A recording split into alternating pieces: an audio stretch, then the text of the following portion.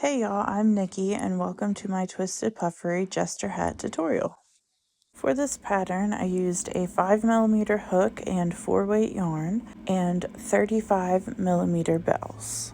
The bells are interchangeable for tassels, and one of my pattern testers used a 6.5mm hook with 4-weight yarn and was able to make it to the correct size, omitting the final row. To start this pattern, I used a magic ring. You can chain, you can do a single magic ring or a double like mine. I prefer the double. I feel like they are more secure. So I count that first chain as a chain, and we're going to need a total of 3, so 2 more. That first chain 3 counts as your first double crochet. You're then going to place 2 more double crochet into the ring. So you will then have a cluster of 3 double crochets. So this starts out just like the Granny Hexicardi. So now we're chaining 2. And again, going to place 3 more double crochet. So at the end of this row, you should have 6 clusters or groups of 3 double crochet and 6 chain 2 spaces. So throughout the entire thing, we are just doing 3 double crochets and chaining 2. Okay, now is the time to pause. I'm going to fast forward to this and come back once we are at the end of the row to show you how to join. Again, at the end, you should have 6 clusters of 3 double crochets and 6 chain 2s. Before fully joining, it is easier to close the magic ring if that is the method that you chose. With our magic ring closed, we're doing our final chain 2, and you are joining to the top of the chain 3 because that is the first double crochet. So you are going to insert your hook into both loops. If you made the chain a little bit tight, you might struggle a little bit like me, but that's okay. And you are going to yarn over and pull through the stitch and the loop on your hook to slip stitch to join. And that is the end of row 1. Okay, we are on to row 2. So row 2 starts off with another chain 3. This again counts as your first double crochet. You will then double crochet into each of the next 2 double crochets, so that this side will then have 3 double crochets. Now we've reached our first corner where we will be placing a double crochet, chain 2, double crochet.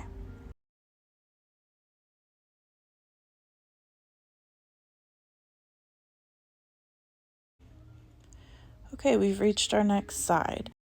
So you will place a double crochet in each double crochet that is there, and then in every corner it will be a double crochet, chain 2, double crochet.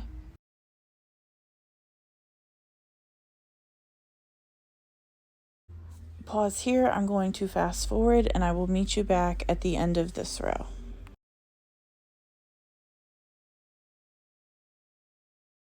We're going to slip stitch to the top of the chain 3 to join. Instead of using the color I started with, I'm going to add in my second color.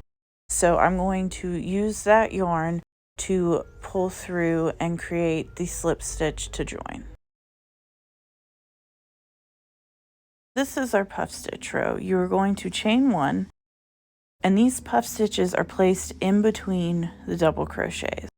So the best way to find the first puff stitch placement is to find the corner and know that you're going in between the 2 stitches right after the corner.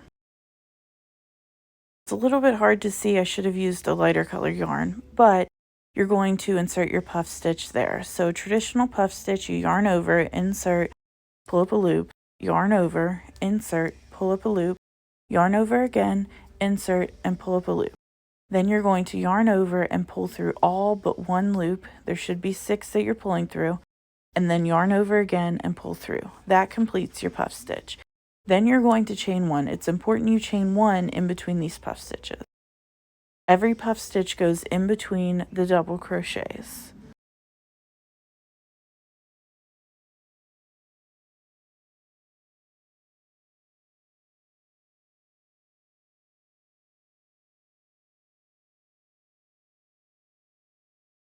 You're going to continue puff stitching until you get to the corner. You should have 4 puff stitches on this side.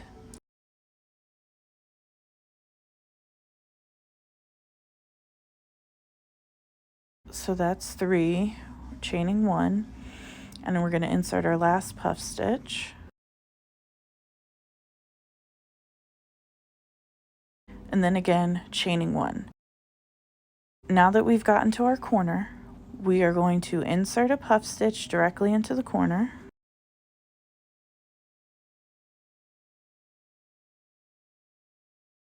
We are chaining 2 and then inserting another puff stitch directly into the same corner.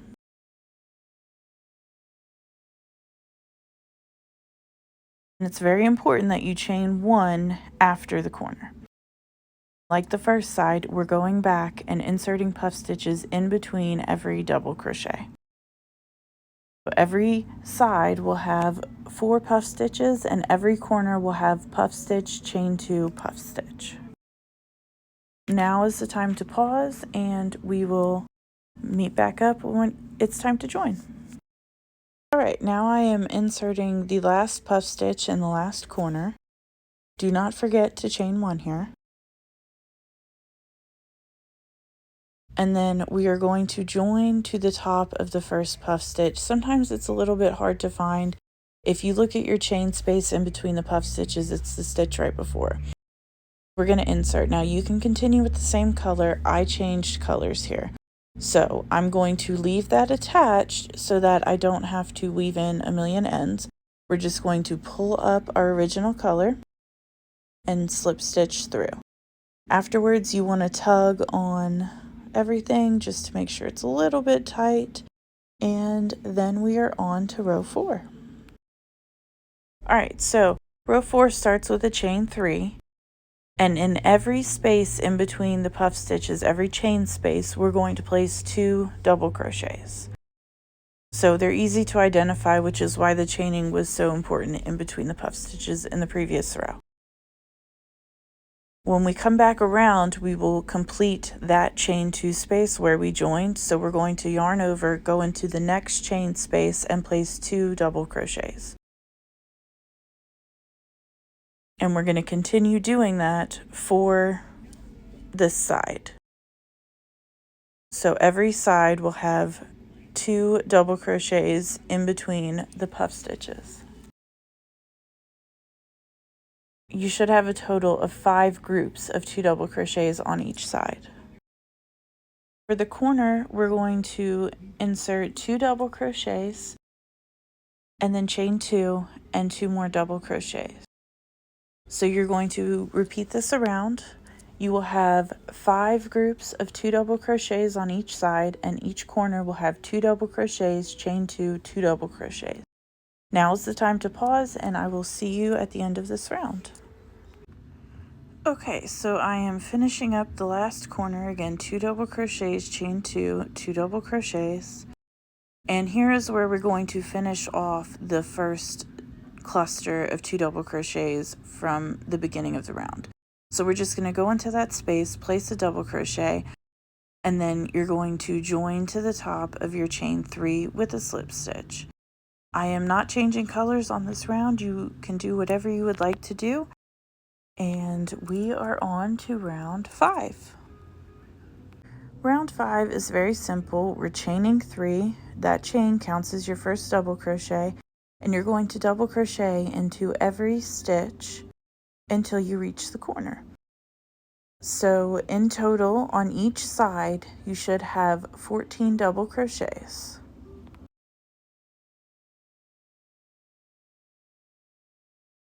We are approaching our first corner. In each corner you will have 2 double crochets, chain 2, 2 double crochets.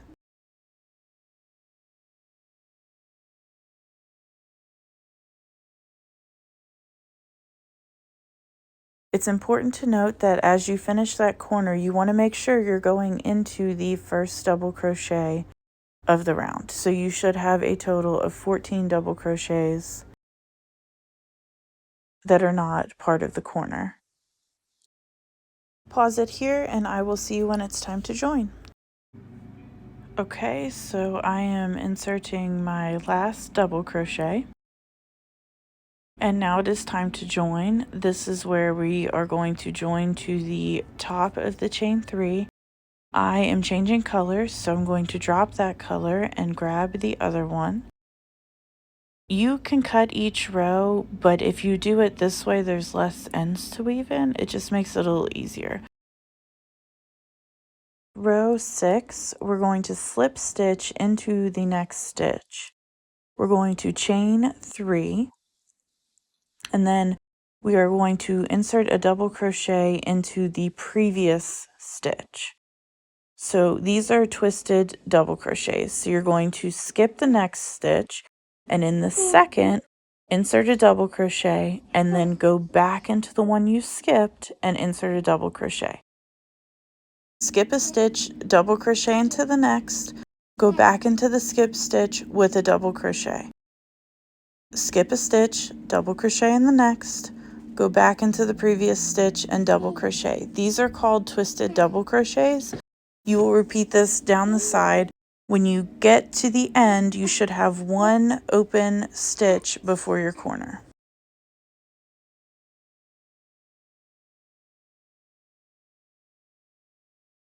You're going to skip that stitch, chain 1, and in the corner, 2 double crochet, chain 2, 2 double crochet.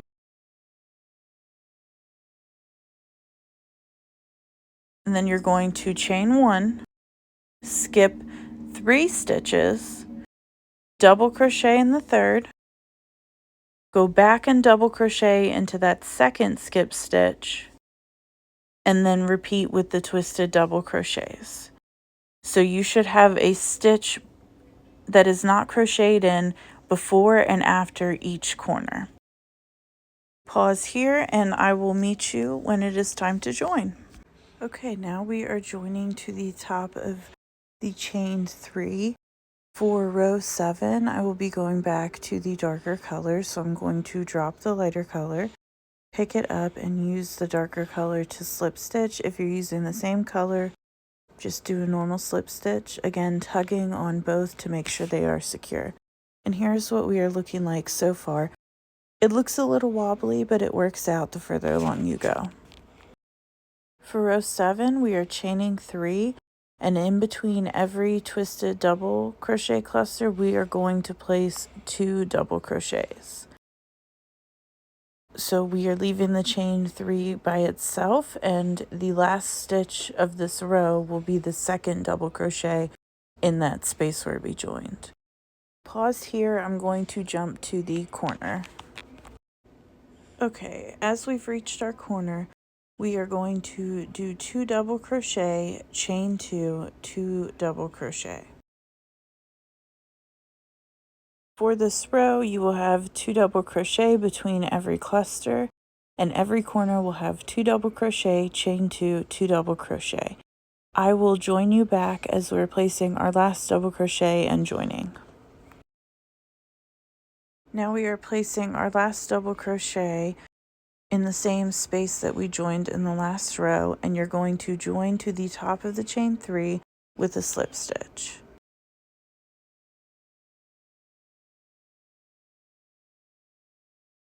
And that completes our row 7. Row 8 begins with a chain 3, and just like in row 5, we will be double crocheting in every single stitch until you reach the corner.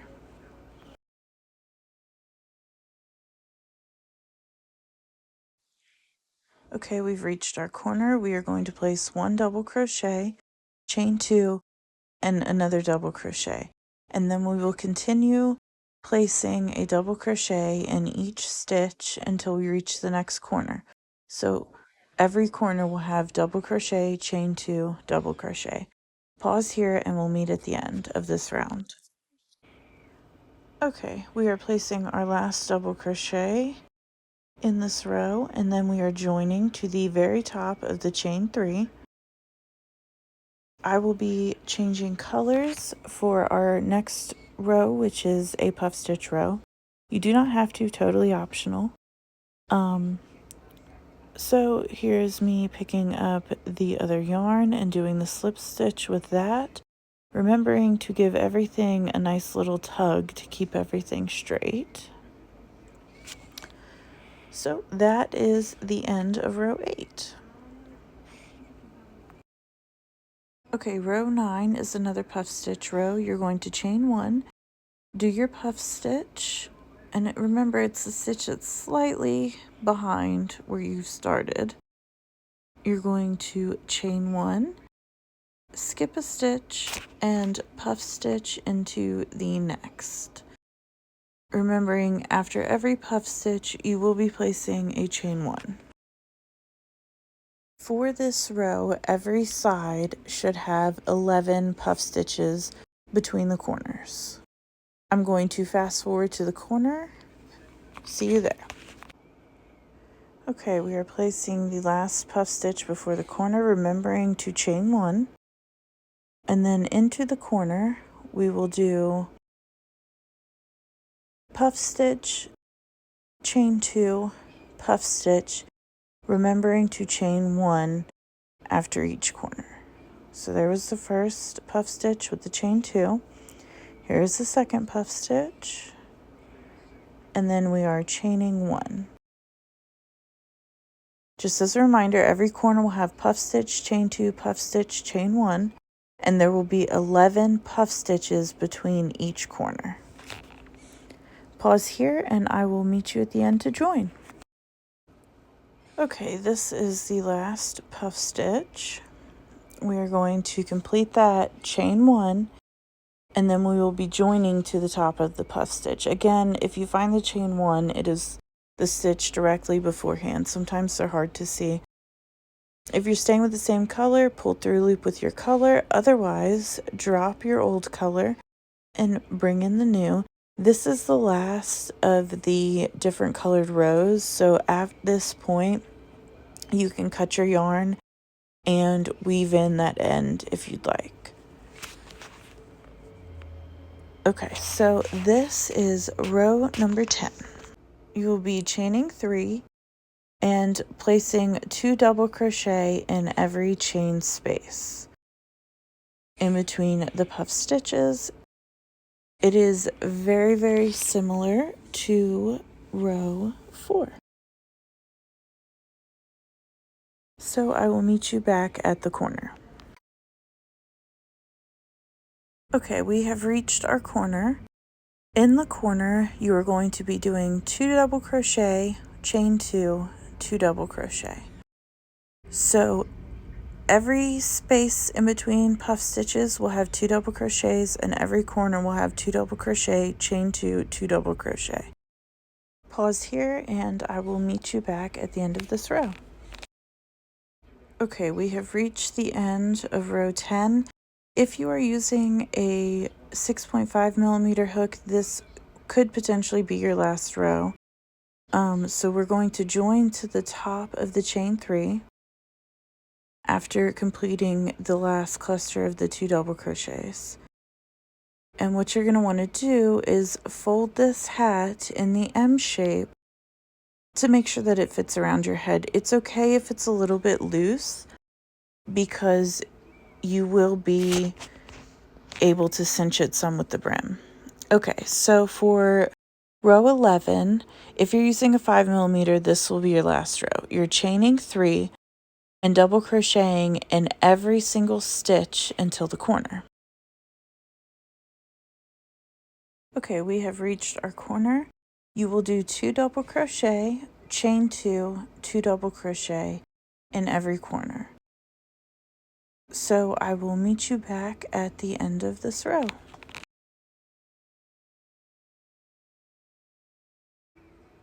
Okay, the end of row 11, we're doing 1 final double crochet and slip stitching to the top of the original chain 3. So at this point, this is where you need to fold your hat and make sure that it fits your head. If it does not, you can repeat row 11 a couple times to make it the right size. So in order to fold this, you don't fold it like you would in the L shape for a hexagon. You fold it in half. So sometimes it's easier to fold it in the L and then just bring the other corner over. but you're looking for this nice M shape. So stay tuned and I will come back. You can fasten off your yarn, you can weave in your ends, and I will show you how to seam up the sides. Okay, you can do this however you like. This is me fastening off my yarn. So I like to seam up my sides using a single crochet, but you can do this however you want. The only suggestion that I have is that you start where the brim will be so that your tail at the end can be used to sew on the bells or tassels. So in the chain 2 space of the corner, I start in the second chain. I take the front loop from the piece closest to me and the back loop from the piece furthest away. You're going to feed your hook through each of those. They're kind of hard to see in the video. Sorry for the wrong color choice there. So we're going to take our lighter color, put that in there, and we are going to slip stitch and stick in single crochets. And so this is a very simple process. It is just front loop of one, back loop of the other, and single crochet all the way to the tip. I will come back to the very tip to show you kind of what I do. Okay, as we are approaching our end, we're going to continue.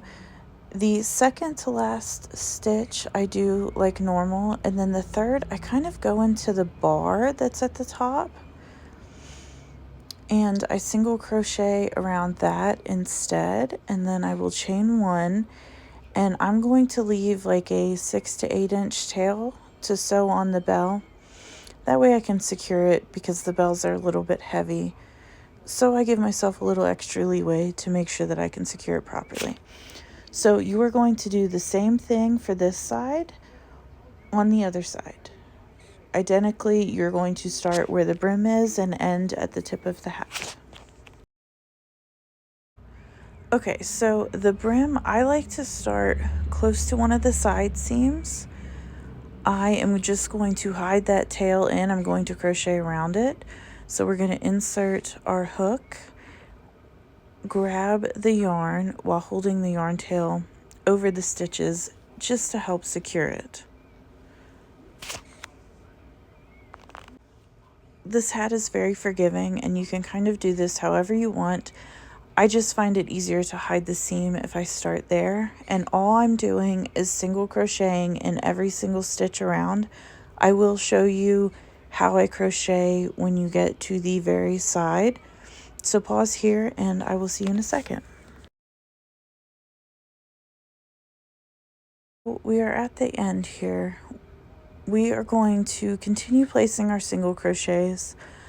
I like to, when I get to the very corner, place a single crochet through the side border just to kind of keep it as one cohesive look. And again, I'm going to crochet over that tail so it's one less thing to have to sew in.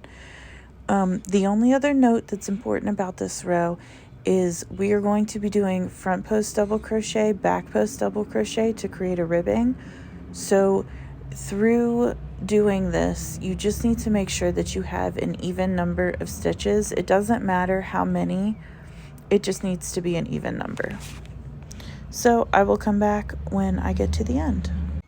Okay, I thought I'd show just one more time, just to keep it as a more cohesive look. We single crochet towards the end and then through the first single crochet on the side seam. And then, just like a normal row, we are going to finish off our single crochets, making sure it's an even number, and slip stitch and attach to the very first one. Pull that a little bit tight, and it is time for the second row of the brim. Okay, so we're going to chain 2, and we are going to front post double crochet,